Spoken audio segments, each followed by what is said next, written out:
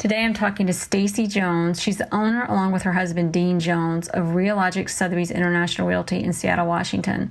Their brokerage has received more than 125 regional and national awards for sales and marketing excellence, and Stacy has received many awards for her marketing expertise, including Marketing Director of the Year for the Pacific Northwest by the National Association of Home Builders. What you really want to know about this interview is that Stacy is someone who has taken this experience and her talents and her expertise and is applying them to the agents in her company and making them not only some of the best agents in their market, but the best agents in the world. Stacy has a knack for tapping into people's strengths and exploiting them into rock stars. Today, she tells us how she does it and how they do it.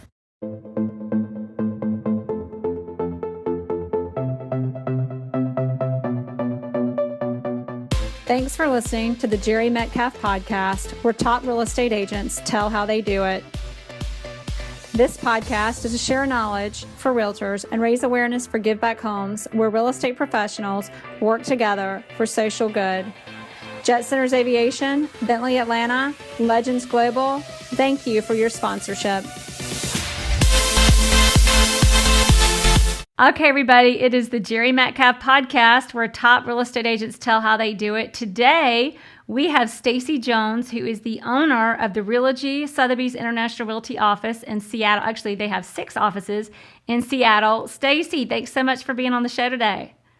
Good morning, Jere. Yes, it feels great coming to you from Seattle. Thank you so much. Thank you. So tell us, everybody, Stacy was a real estate agent for a short period, and then she came on as an owner of her company. Her job is to oversee the success of every single real estate agent in the company. And the reason why I'm so excited to have her is, besides the fact you're one of the smartest, most enthusiastic, awesome women I know, you also have this amazing ability to bring out the best in the agents, and you've kind of overseen and can compare and help us oversee what is it that, what's the common denominator from your view and your perspective that you've had of the successful agents and the biggest mistakes we make that we shouldn't be making that we can learn through you today. Love it. Well, it's kind of nice to be sitting on this seat of the table because I think the job of a broker is much harder than being the owner. But the things that I see common are brokers need to approach their business like they're a CEO. It's a janitor and a president kind of a job. And the more we can approach our day-to-day business and looking at our role as really a CEO and running it as a business is key. But the thing that I see for people's success is that everybody wants to be a rock star. Everybody wants to be seen and spotlighted. And what's missing is in the brokerage industry, there's a lot of commoditization. And we've lost that brokers are individuals, and this is a people business. And my job is to bring out the strength of the brokers, their individuality through marketing, great strategy, and help them shine so they can be their best. I love that. And I love how you talk about the individual. So we're going to get more into that. But first, I want to hear a little bit more about you. So you did get your license briefly. Tell us about that, how that happened, and how that led you into ownership. Or just give us a little bit of your story about how you ended up where you are now. Okay, so backing up about half of a century here. I started working in marketing. So I was in marketing for about a decade and totally focused on the consumer business. And Dean and I, my partner and husband in our company, started working with developers and high rises. And so I took a lot of my marketing experience, seeing that a building, a vertical community needed some of the same sense of branding and marketing that consumers needed, which was how do you stand out? How do you be authentic? How do you create something that has a legacy more than just a price point? So we created a whole strategy within working with multifamily developers to brand it, develop beautiful marketing, and do that from really inception to the architecture to a sales strategy and sellout. And I saw through the process that a lot of times developers would hire salespeople right at the end, like, okay, now it's time to go sell. Here's all the marketing that had been done for 18 months and all the beautiful finishes and amenities and all the things that the community represented to the community. But the salesperson did not have all the levels of intelligence to bring to that process at the sales side to help them really articulate. So I got frustrated and I thought, you know what? I think I need to jump in there. I think I need to help this. So I got licensed so I could be on the floor, so I could be that conduit between the marketing strategy, what was the developer's vision, why do we have these amenities, why these finishes, and bring some of that knowledge to the sales floor. But what I learned in the process is, sales is the successful conclusion of doing everything else right. And it's a really focused job. So instead of staying licensed, I actually worked through our future projects that we encouraged our developers to bring our salespeople on at the conception. So while it was being branded, the salespeople were part of the floor planning process, part of the amenity and specification. So then they had ownership, and they were also representing the full value of what that next community could be. That's huge. So tell us a little bit, so everybody can put into perspective. You guys are a big deal in Seattle, and just to help put it into perspective for our listeners so they know who we're listening to, give us a few examples of the developments that you did before and that you've represented before and what y'all are working on now. You bet. Well, so full service brokerage, about 50% of our business has been the resale. We have not had new construction in our Seattle marketplace for the last 7 years. Within the last 18 months, it's come back. We have about $2 billion on the horizon for us. Our firm, Realogics Sotheby's, will represent about 50% of that $2 billion in the next 2 to 3 years. And prior to that, in the other legacy from 2000 to 2007 and 8, we had about 16 high-rise condominium projects. That's how Sotheby's International Realty came to us, because they saw all of these beautiful towers with amazing marketing, and they really thought that we were an entity to align with. And at that time, we sold about $2 billion in high-rise development. So similar, like One Sotheby's. I know you were talking to Dennis, and yeah, so that kind of like my de la Vego. So we've got both resale and new construction, and that really runs in harmony to our market cycle, what's going on. Wow, thank you. I wanted to make sure everybody knew, everybody gets an idea of who we're listening to and the kind of experience that you've got under your belt. So all that being said, now you've got, is it 5 or 6 offices you have in Seattle? So we have 5 full offices, and a 6th is an annex. So the 6th is a half a block away, and it'll be another 5,000 square feet. Once we sell out of this high-rise condo, like we were talking, it's called Nexus. And it's about 90% sold right now, and then that will become a 6th office. Wow, that's exciting. So 6 offices in Seattle, and you're overseeing how many agents y'all have in those 6 offices, or 5 offices right now? 225 brokers. So overseeing 225. That's a lot of salespeople. So you've got some good insight for us. The first thing I want to ask is, in overseeing all of these brokers, you've got some of the best in the city. I mean, everybody at Sotheby's is among the best. So when we talk about the best, we're talking about the best of the best. Of those brokers, what do you feel, when you see an agent, they really become the best, the cream of the crop, the top? What is that common denominator of those agents? And not only that, I'll pause for a minute and say, you and I have met in the Market Leaders Forum. We are, networking with the best, not only in Seattle, but all across the company. What do you find in that experience and in your experience in Seattle of overseeing these agents? What is that common denominator of those agents that makes them successful and makes them stand out above the competition?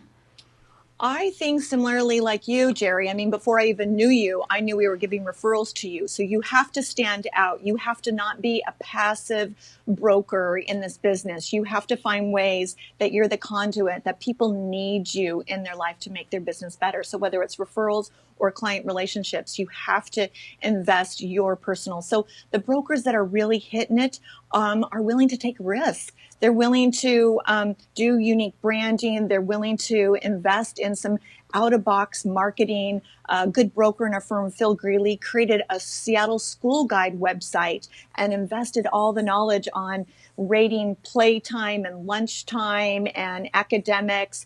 And he did that because he saw that as a need for his clients that were first-time or move-up families.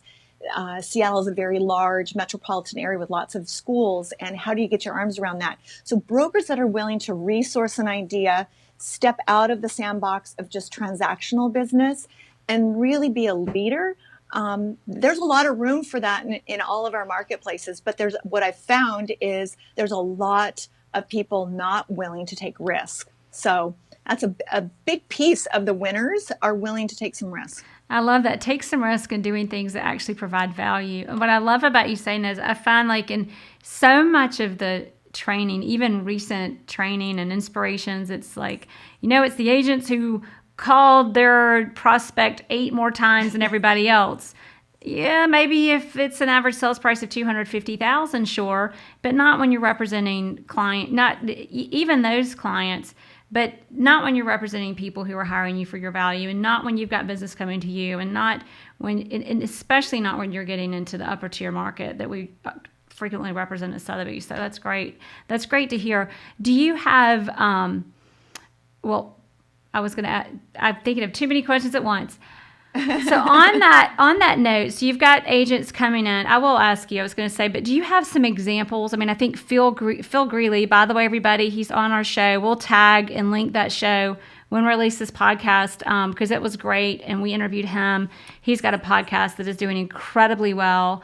That it's really getting a lot of traction in his market and branding him and offering value. But do you have any other examples for us of what agents have done to really deliver that value, or just go outside the box and invest in themselves and get results from it? Absolutely. I mean, one of the key cornerstone is how a broker cannot think of themselves like a broker, because really the technical term of a broker is putting 2 pieces of a transaction together. And the job of somebody really operating at a higher level from a service in the luxury, you need to be an advisor. You need to be really thinking about their life holistically. So from wealth management to design and fashion to leading insights about the market.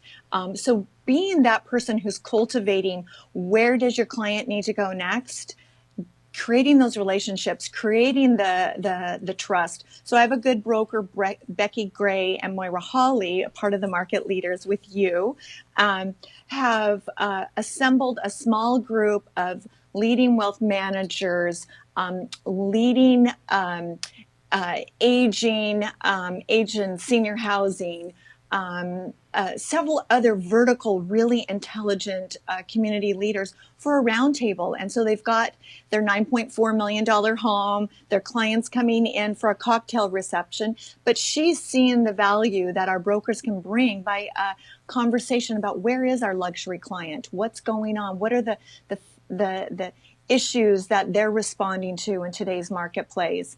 And, being that kind of real business partner and not just a broker about a deal, I think that's where you see true shining of success. I love that. And the deals go so much better when that's the kind of relationship that you have with your clients and with the other agents in your market. So, well, you do that too, like your luncheons, right? Where you Yes. get together, you have topics. Yes. I mean, it's brilliant. You're going to have to fly down just to come to one of those lunches. We have more fun.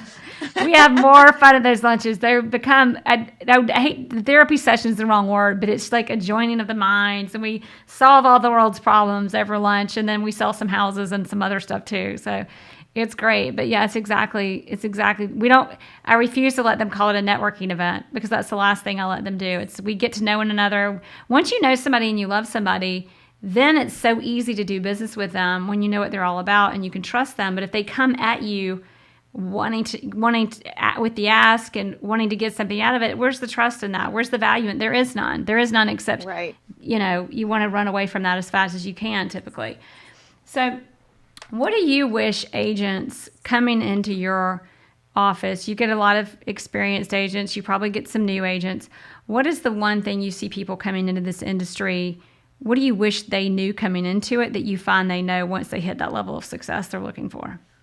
Well, I think all of us just as humans see people highly successful and they think somehow they got lucky, or somehow there's some magic bullet out there that if I just knew, what the magic ball is supposed to say, if I could do that, I'll, be so successful. But what they don't really realize is it's called work. And it's a 4-letter word like other 4-letter words that we know. But yeah, the work, right. The consistent work, having a plan, willing to take some risk within that plan. Yeah. So it's not just a rogue plan of the basics, but really stepping out. but it is about working that and being diligent. And Becky Gray actually gave me this line, which I love. Don't get too excited when things are great, and don't get too low when somebody kind of screws you. Stay the course, because eventually this is a long inning business, and it continues to go. And it's those of us that can stay the course, willing to innovate as we go, and also know that our status quo won't get us to the next level, because all of us have another inning to go that we don't know what is today. So I think it's stay the course, but will to take risks and know that it's freaking work. I love that. That was so well said. It makes me think about, there have been so many times in this business where I could have reacted and gotten angry and said some 4-letter words that you shouldn't say, especially in Atlanta, Georgia. And I just didn't. I just did the right thing and stood the right way. And it's amazing. I'll just say to all of our listeners, and whatever level you're in business, and especially as you get more successful, it's easier to want to just give people a big F you, because you think you're successful enough that you can afford it and it doesn't matter. But what's amazing is that when you don't do that and you do the right thing, how deals can come full circle. I mean, I had a deal that I was a newer agent. This was maybe 10 or more years ago, and it was a land deal, and the recession had hit, and one of the investors was trying to get rid of me and said, "You're not connected. You're a girl. We need a commercial guy. You don't know the right people." And I did, and I knew the right people, and I knew the right people. I knew how much land I had sold. Everybody hears about how I sold land before I sold houses. The point was, I still sold the deal. My client, the head client, said, "You just keep at it, Jere. Don't listen to him." He was, whatever. But the point was, it was amazing how there were so many things I could have done, but I just kept doing the right thing. And that deal came full circle.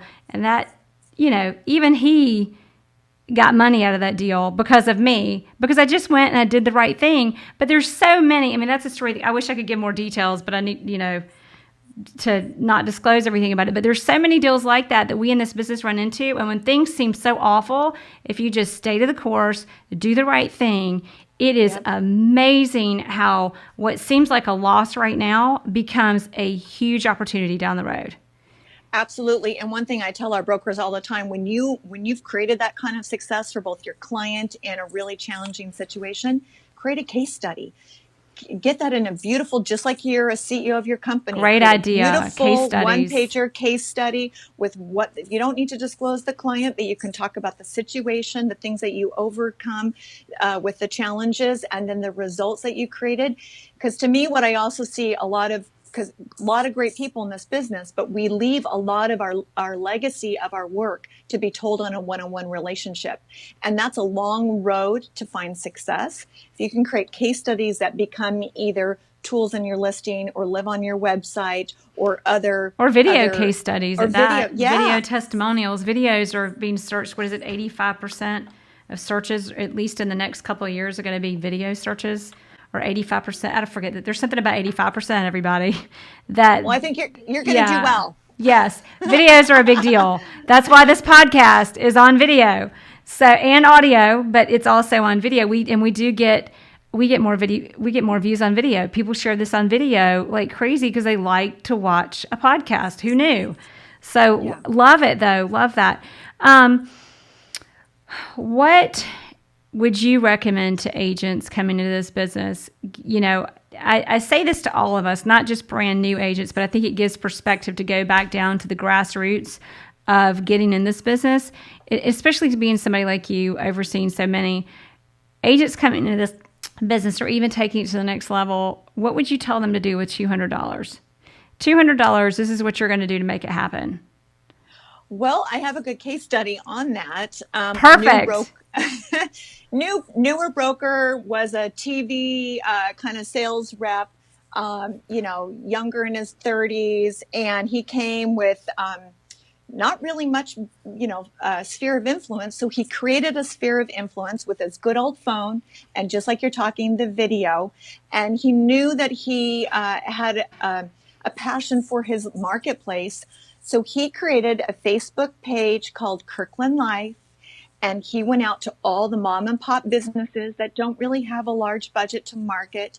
And he created a platform to video the salesperson at the front or the owner and bring the story of that business to life. And so he's creating with just a little bit of hard work from a camera and your video and a Facebook. Yeah. And that goes, guess what? You reach thousands, and then you can do campaigns. But I believe in life. Yeah. So much of life, if you can look out for how do you make other people better than who they are, and you're the conduit that is the catalyst, it will come back to you in business. So that's one of the most powerful things that I think is engage the video, engage your community, get out and do a little hard work of foot on the ground, but create the relationships, because the relationships will last you, and then put it on a social platform where it can connect to people way beyond yourself. Yeah, this is a relationship business. I mean, that is such a common theme. And the more successful the brokers and real estate agents I'm talking to, I say brokers and real estate agents because in Atlanta, we like to call the owners the brokers and the agents, whatever. And then in commercial, it's all different because I notice you guys call everybody broker. But but it's like, the more quality the broker, the more we hear about their focus on their relationships, because it's just so true. So let's go a little bit into systems. What do you find, or do you find there's a CRM that more agents are using and having success with than any other?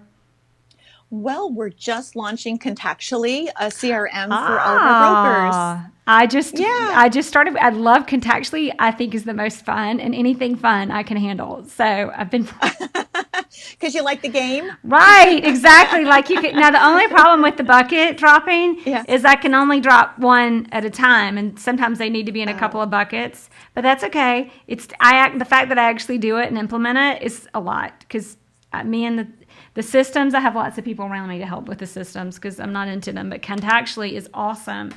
So why did y'all, of all, enough about what I think about Contactually, why did you choose Contactually of all the CRMs out there?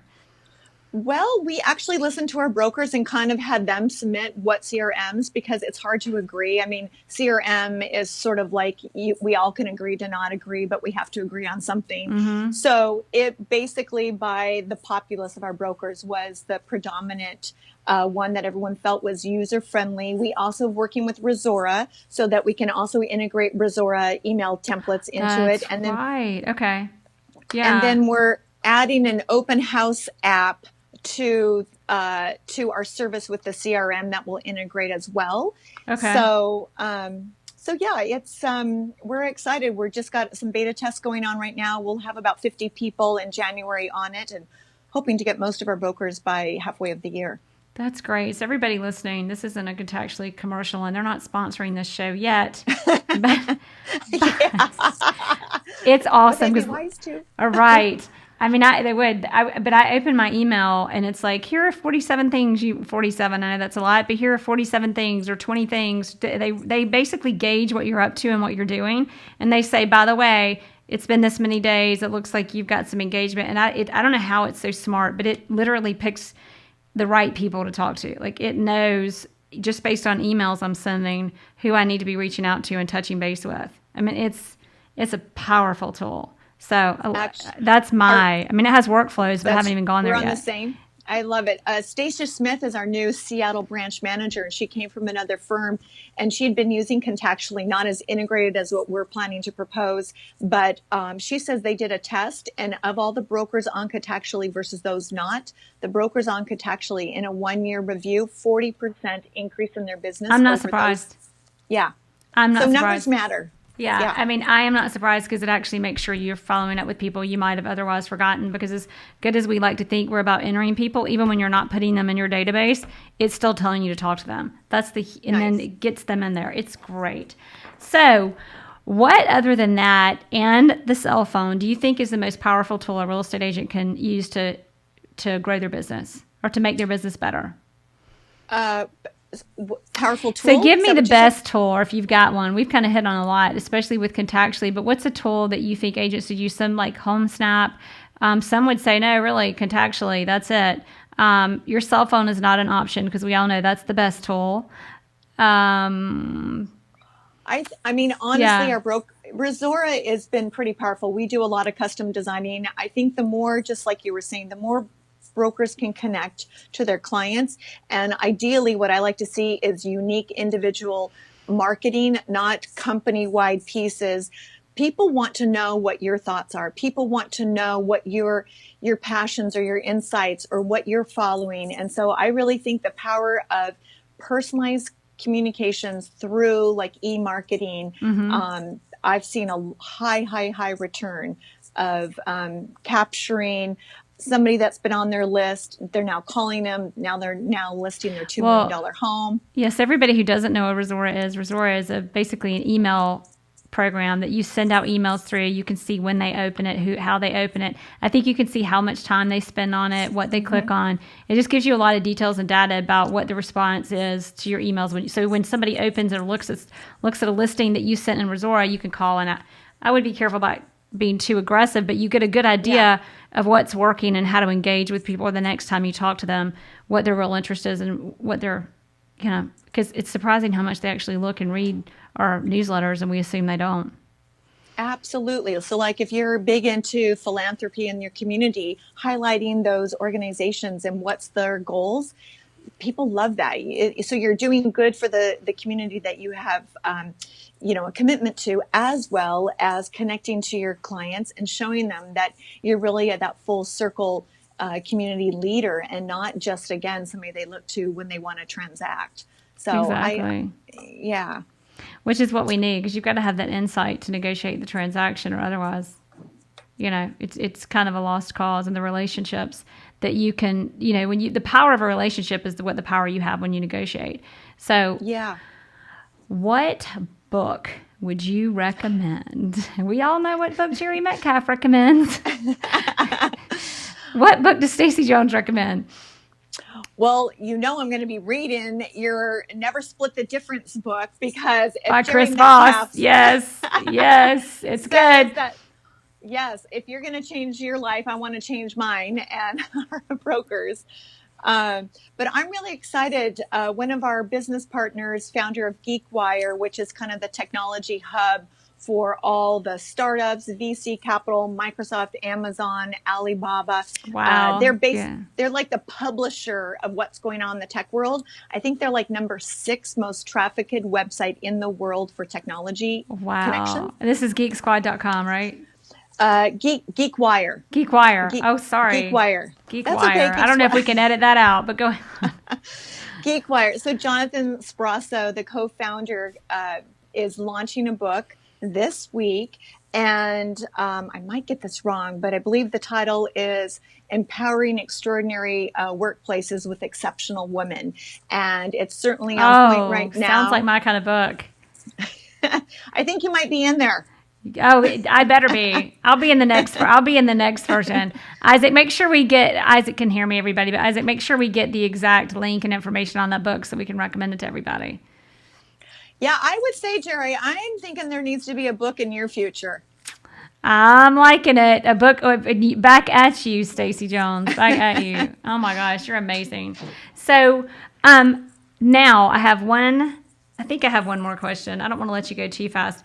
I'm going to ask you kind of two. What is some of the best advice you've gotten about this business that has helped you or helped other real estate agents with their success? Best advice I've gotten that helps others with their success.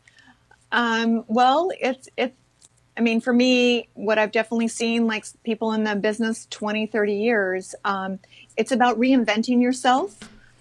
Each year, Nikki Fields said this very well one day. So she's Manhattan Sotheby's top market leader broker. She says every year she looks to reinvent herself. And I thought that was brilliant. A woman who has more success than most of us would hope for. And yet she's willing to, 1, take risks, 2, willing to know that her status quo doesn't define the next trajectory for her future. And 3, she's young in her heart and spirit and her mind, where she's like, hey, I want to keep doing that next thing that's exciting. So I think for me, that's one of the things is, don't rest on your laurels. Keep looking for the marketplace is changing. I think we're at one of the heights of a transformation in our consumer world, both where we get our information, how we respond to it, and the drivers. So we've got all these outside influences. As real estate advisors, we have to be anticipating what the market's going to be doing next so that we continue to add that value. And it starts with each of us on our own. That's great advice for all of us. Thank you. And one last thing, what are you most excited about in your business moving forward and for your agents?